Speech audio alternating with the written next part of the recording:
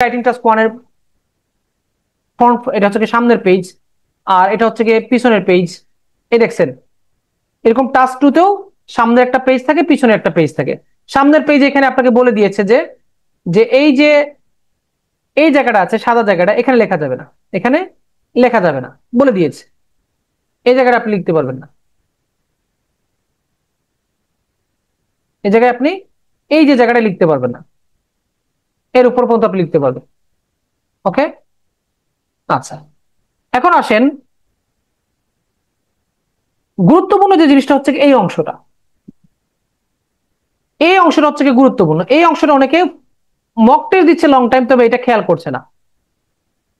একটু ভালো করে দেখেন, আপনাকে যে মার্কস দিবে এখানে দুইজন এক্সামিনারের জায়গা। প্রথম এক্সামিনার আপনার খাতা দেখবে, দ্বিতীয় এক্সামিনার দেখবে যদি কখনো রিভিউ, আপনার খাতা যদি রিভিউতে চলে যায়, তখন আপনি মার্কস কম পেয়েছেন, রিভিউ করেছেন।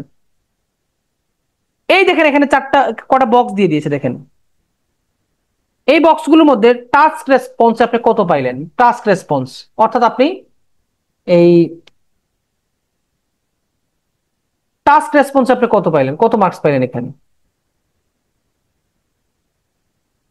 তারপর হচ্ছে কোহেশন কোহেরেন্স আপনি কত পাইলেন, লেক্সিক্যাল রিসোর্স অর্থাৎ ভোকাবুলারি কত পাইলেন, গ্রামারে কত পাইলেন, সবগুলো তো 9 হিসাব করে দিবে, 9 এর মধ্যে কত পাইলেন এটা আলাদা করে লিখবে আপনার। এই দেখেন এখানে এই জায়গাটা হচ্ছে কি, এই যে এই জায়গাটা হচ্ছে কি সবচেয়ে গুরুত্বপূর্ণ, এখানে যে জায়গাটা এটা হচ্ছে কি সবচেয়ে গুরুত্বপূর্ণ। এই যে অংশগুলো, আচ্ছা যাই হোক এটা আমি করতে পারতেছি না, করার দরকার নেই, জাস্ট আপনার দেখলেই হবে।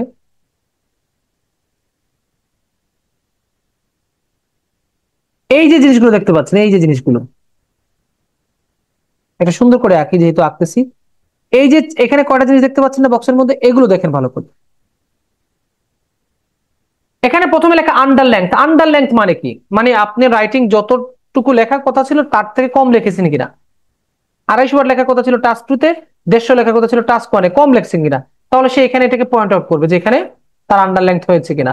নাম্বার অফ ওয়ার্ড, অনেকে জিজ্ঞেস করে স্যার ওয়ার্ড গণবে কিনা, এটা আপনি আমাকে জিজ্ঞেস করলেন কেন, তার মানে আপনি মক টেস্টের আনসার শিটের কোয়েশ্চন গুলো দেখেন না। নাম্বার অফ ওয়ার্ডস মানে হচ্ছে কত ওয়ার্ড লেখছেন। পেনাল্টি, পেনাল্টি মানে শর্ট কটা ওয়ার্ড, পেনাল্টির কয়েকটা মিনিং থাকতে পারে, এখন এক্স্যাক্টলি আমি জানি না। পেনাল্টি মানে এই হতে পারে যে কত ওয়ার্ড শর্ট লেখছেন, এটা একটা হইতে পারে। আরেকটা হইতে গিয়ে কত ওয়ার্ড ভুল লেখছেন, মানে কত ওয়ার্ড আপনি মানে অযোগ্য লিখেছেন, কতটা ওয়ার্ড আপনার মিস হয়েছে, স্পেলিং মিস্টেক বা ভুল লিখছেন। অফ টপিক, এই দেখেন অফ টপিক, আপনি যখন সস্তা টেমপ্লেট ইউজ করবেন তখন অফ টপিক মারবেনই।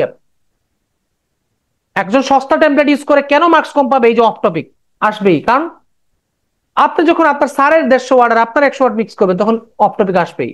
মেমোরাইজড, এই দেখেন টেমপ্লেটের আরেকটা ভয়াবহ অংশ, আপনি মুখস্থ করে আসছেন, এখন বলবেন এক্সামিনার বুঝবে কিভাবে, আপনি আমাকে মুখস্থ করে লিখে দেন আমি বুঝতে পারবো। লাস্টে এলিজিবল বলেছে, এলিজিবল মানে যোগ্য, যোগ্য কতটা ওয়ার্ড। একজন স্টুডেন্ট কেন 300 ওয়ার্ড লেখে সে 4.5 কেন পাইলো, সে 4.5 কেন পাইলো, 4.5 পাওয়ার পিছনে কারণটা কি।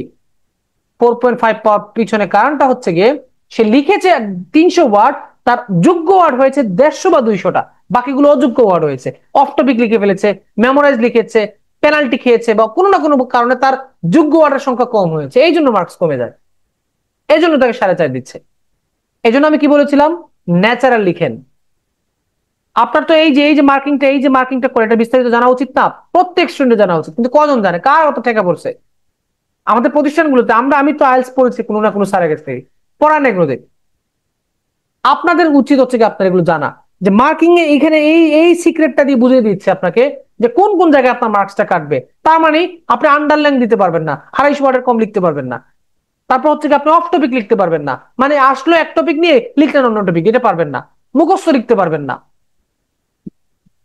মুখস্থ কখন হয়, যখন দেখবেন দেখা গেল যে আপনি ওই যে আপনার স্যার 100 ওয়ার্ড আপনি 150 ওয়ার্ড দিয়েছে, এগুলো দিয়ে আপনি কাভার দিচ্ছেন, এক্সামিনার পড়লে বুঝতে পারবে, কারণ হাজার হাজার রাইটিং সে দেখতেছে, অনেক টেমপ্লেট দেখার পর সে বুঝে ফেলতেছে যে এই একই টেমপ্লেট, মানে একই টেমপ্লেট তার কাছে বারবার আসতেছে, বুঝতে দিতে পারবে যে এটা ন্যাচারাল না।